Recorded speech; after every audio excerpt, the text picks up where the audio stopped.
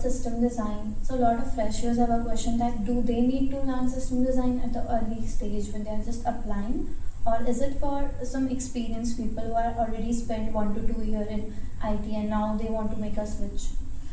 So at least during, like when I was a fresher, I would say like they do not dwell very deep into system designing, like design the whole system or anything. Yeah. But some company do ask like basic, basic questions about, hey, what do you think Netflix works? I think they can ask. I mean, there's always an option, especially while I was reading. Even like when I was giving like interviews after first year of experience, Yeah. even 1 year of experience, I had rounds where like even year of experience is not something where you'll ask design. Yeah. But at that time also they have started asking like basic questions where maybe how do you think this software would work? Okay. It might not get very deep into it, but they might want to understand how you think of What is your understanding? Yeah, what is your understanding of those things? I think maybe Netflix thing is maybe too hard, but maybe similar, easier things they can ask. But I would say, I think the essay is the first and foremost thing which you should focus on, because if you don't qualify that, you'll not be, moved to the next rounds. Yeah. So I think the essay is super important. For fresher, they can at least focus, but I think we should also not deny the fact that this time, like, the competition is way too much. So if you are prepared beforehand, like having some understanding of how generally software can work, say microservice architecture, what is that, what how does it work? If you have some knowledge, then it would help you in the long run, right? For sure. For DSA also, people struggle a lot because initially it is very hard to solve problem. Like if you try a medium problem on the first day, you can't solve it. Yeah. You need at least 6 months of consistently doing that problem solving to build that problem solving skill into you. So how would you suggest a first year, second year college student to start DSA? What resources to follow? Which language to start with? So I don't think I don't focus on language. Whatever language you're comfortable with, you can start with that. I think you just have to start. You shouldn't. I think many people have asked me personally as well. How do we start? I think I just tell them just start. Don't think how to start and many people, as you mentioned, that think that okay, I'm not able to solve medium question. They lose hope and they stop trying at all.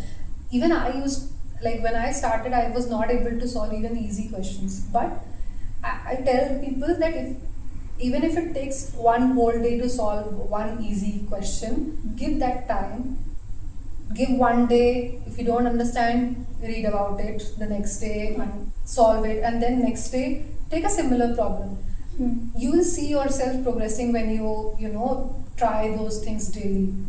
And it doesn't come up I don't think maybe there can be people who are intelligent enough to solve directly in medium, but I'm not that kind of person. I started with the easier ones. It used to take more than a day sometime to solve a easy question, but then gradually when you learn that first question, you learn different. When you apply 10, 20 of similar question, you understand the concept, and then even a medium question which uses a similar concept, you'll be able to solve. You're likely to identify the pattern. Exactly.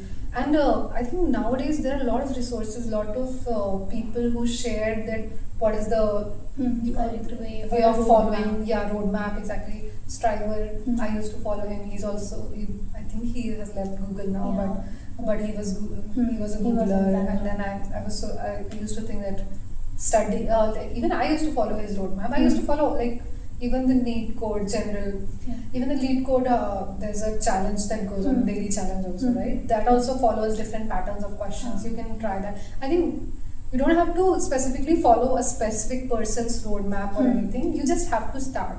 However you think, however you're comfortable with, whatever resource you get, at least just start. It's better to do something than nothing, right? Also to do revision. What you have done weekly, revising those problems, those patterns again can help you recognize them in interviews directly. As much as you practice, you'll remember the concept. And if you lose the practice and the rhythm, you'll forget the patterns and other Yeah. things. So revision, yeah, similar. I used to apply similar questions again and again so that I understand that okay, this is how this. I think basically understanding how things are working. It's not like you have to buy hard. That will not help as well. That's why I'm saying like even for you, if you put your mind like for the whole 24 hours on a single question, it's okay. But it's better that if you understand it correctly, that how things are going, so that you're able to. It's not like you're by hearting things like okay, if this question Most comes, people do that. They Even start that. writing the code. Yeah, initially. I've seen like experiences where people have solved like maybe 300, 400 of lead code question, but still they're not able to crack the interviews because they didn't understand the concept.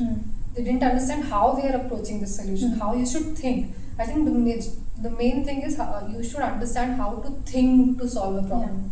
Right. Understand that okay, what is the question asking? How should I start thinking? What way of thinking has to be applied?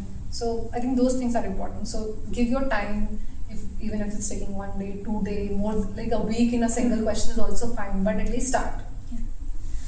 Initially, DSA plus projects are very important. So how you made your college projects? How you decided that you want to choose this field, either in web or app or ML?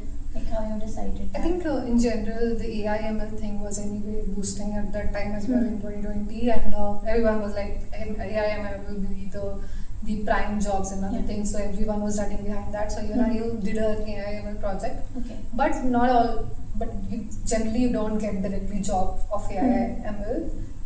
But I even did some web application like based projects as well. So I think the more you try, see everything coding. The more you practice, more it gets better. Project, the more you actually make the projects, even like very simple basic projects, you build your understandings. So, and that's what you ask like system design questions as a fresher. They might not directly ask system design, but they might ask like via your project, they might ask question, why do you think this approach worked? Why do you use this database, whatever, in your project? What process did you follow? So these are questions also related to system design, right? So when you build when you work on a project, you get understanding of these things as well, which can help you in getting job offers. Yeah, for sure. So, as you mentioned that AI ML is boost, or everyone is trying to get into AI ML field somehow. So they are making switches also at higher level, plus at lower level also. Students are also more focused towards that. They want to build their career in AI ML. So what do you think that the jobs are increasing due to this, or like due to AI we are just there are less people in software engineering, or they are losing their jobs in short? I don't think like right now we have reached this stage where people are losing jobs because of AI, at least now. Okay. That's what I can say. But I think times have changed in a way that earlier even like the basic problem or basic coding we have, even like in our company or in our project, we used to write even the basic things as well, or even if you're facing an issue, you used to look at Stack Overflow. But I think the boilerplate or the initial code you can write with use of any Gen AI product, right? If you use ChatGPT, tell them to write a code where you want to do this. It will give you a sample code or at least a basic code of that, and then I think the next process or the developer job has kind of moved in debugging what the Gen AI product has given and rectifying whatever issue that code has, and maybe giving a better prompt to get the code. But I don't think it has been I don't think it has reached a stage where we don't need software engineers at all. Okay. I don't think that's it has affected non-technical roles more, we can say that. Yeah. And I think, as I mentioned, it's not at a stage right now where AI independently can write code. We still need engineers to look at what AI is writing and probably ensuring that what we want is being given by AI and rectifying the issues, understanding what is happening, and I think very important thing is you need to have the understanding of code. If you're asking ChatGPT or any Gen AI product to write a Java code, you have to have understanding of Java language, to understand what the AI has written and whether it is correct. If it's not correct, what has to be rectified. So that basic knowledge is necessary. So I don't think software engineer jobs is going anywhere, at least for now. Maybe improvement will affect. Again, I think any advancement in technology has made jobs different from what they were earlier. Okay. But I don't think it will like this totally remove like the human jobs. I mean, it will definitely change the way that we work. For example, as I mentioned, we now give the prompt to AI to give us the code. Maybe later something else, but I think the nature of job will change. But I think jobs should exist. So engineers at Google also use Gen AI to write their code. Yeah, I think everyone uses. But do you prefer ChatGPT or Gemini? I think specifically in our Google workspace, since we have a product which has the code base, our GenAI has our project access, so it is able to identify like specific to our code base. It is able to identify the code better and help better. So in that case, I don't know. But in general, in general for personal stuff, I do use ChatGPT, but I think Google has improved, like as I mentioned, the tools within the Google workspace that we use. For example, the agent that we use for our coding and other purpose. And I think it's good enough. I do use the Google one only in most cases. For internal users, you use Gemini. For personal use, you prefer ChatGPT. Yeah. Okay. So now this was all about technical. So now let's have a fun segment. Okay. So I will give you two options. You have to select one and tell me why. Okay. So let's start. So are you a morning person or a late night person? I'm a night owl. Okay. There's no reason behind it. I just can't wake up early in the morning. So by default, if I have to do a lot of stuff, I can stay awake till late. But waking up after sleeping is tough for me. Big task. Yeah. Okay. So do you prefer coffee or tea? Tea. Okay. Yeah. I don't enjoy coffee that much. So what do you prefer, watching movies which are more of a romance or thriller, horror? I think nowadays I enjoy thriller more. Not horror, I don't watch horror, but thriller is something which I enjoy. And sometimes romantic movies as well. Yeah. So you are a bookworm or more of a jolly kind of person? I'm not a bookworm, definitely. I'm more into dancing, singing. It's more like extrovert activities rather than, Okay. Also, you manage social media with your work life. So how is that balance going on? I hardly manage. I don't think I'm super active on Instagram nowadays. Sometime when I have like maybe time or I'm out on a vacation, I do post videos. But then again, when I have a lot of work at office, I am not able to. So I don't think I'm a right person to answer this because I think I haven't posted videos since a long time. So I'm very on and off. Whenever I'm in a mood, I post. So I think I need to manage that. Again. Yeah. So I would like to ask a very important question to you. As you are my co-host, can you tell me that whether I'm getting the offer at Google or not? I don't think I can answer that. I think your HR would be the person to answer that. Oh. I think I can share my perspective that I loved working with you. It was great, and I think it was amazing working with you. So that side, from my side, it's all positive. But the rest, that was the main motive for shooting this video. So also, like you have spent around 1.5 years at Google. So how is your experience so far at Google? I think I have been like so far it's been great. I love the culture here. I think our team has been great as well. The kind of work that we get has also been really exciting. We were building we have been building GenAI products as well, which is like the most hyped thing going down right now. Even like the agents and other things which we are working. So I think it's amazing to work in a field which is like boosting right now. So that has been great. Team has been great. I think I look for in any company I look for good culture where you're motivated enough to work, and you get the encouragement from the team as well when you do good work, which I think has been good here. So I think I've enjoyed that. So, how is the food at Google? People want to know. I always, whenever someone from the family comes up, Yeah. I just take them, bring them to the office and have the food. Like, food obviously is one of the Motivation to get into.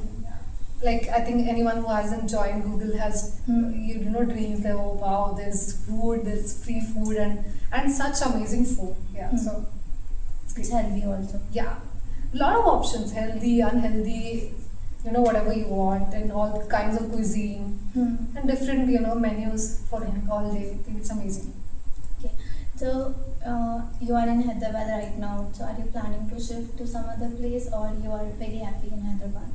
I think right now I'm in a good space. I think I love the weather here as well. This like monsoon has already started, and I think for now I'm enjoying Hyderabad. I don't have any plans. Yeah. So I would like to ask that what are your retirement plans? Are you making any retirement plans? It's still very early in my career, so I'm not like very actively thinking of anything related to retirement and other things. I think the only thing I think of is I want to learn more and more, explore different technology. I think I always thrive where things change a lot, like new things comes up. I think that excites me the most in terms of like work or anything.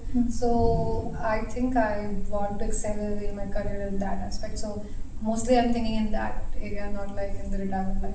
How can I grow in my career? How can I learn different things which can help me grow into my career? So that's what my major focus is on. That is great. So I would like to ask that if you have some advice for freshers who are just preparing for their college placements, or they want to get into fan companies, how they should start or what they should do to get here. I think just get started on whatever you think you're good at. And again, DSA is obviously very important. You cannot skip it to enter any good product-based company. I would not. I would say that do not. I mean, obviously, FANG has to be a goal, but be so much comprehensive in your preparation that you're able to crack any company, right?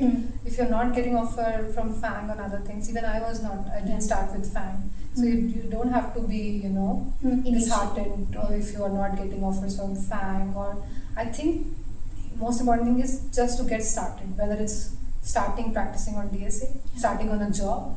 If you're getting a good job other than FANG, or if you're getting good work, I think work is something which you should focus on. Whatever company you are getting, whatever offer you're getting, if you feel that the work is good enough and you learn something, that should be your focus. I focused completely that on my career as well. If I'm learning something, that's not a waste of time, even if it's FANG or not FANG. True.